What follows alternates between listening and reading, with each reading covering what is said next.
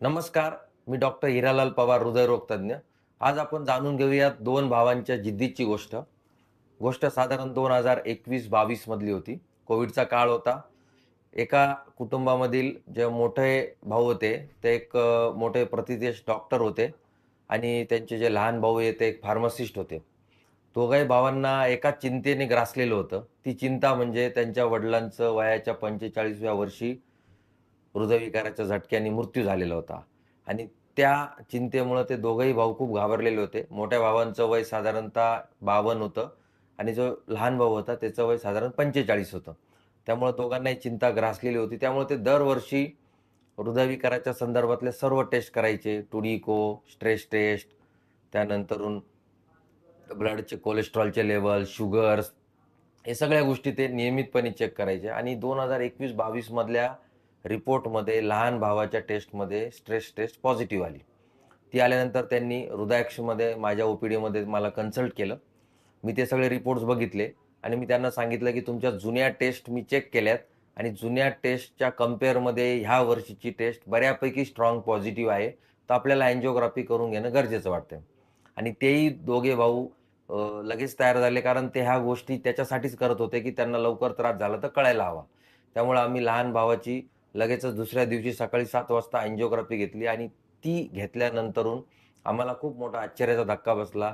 त्याला कुठलेही लक्षणं नसताना त्याला 90% 5 ब्लॉकेजेस निघाले. त्यामुळे बऱ्यापैकी त्याला आम्ही बायपास सर्जरीचा सल्ला दिला. त्यांची मोठी बहीण मुंबईत असते, त्यामुळे त्यांनी मुंबईमध्ये जाऊन बायपास केलं आणि बायपास झाल्यानंतर तो त्याच्या नियमित कामाला लागला आणि आता तो एकदम ऑलराईट आहे.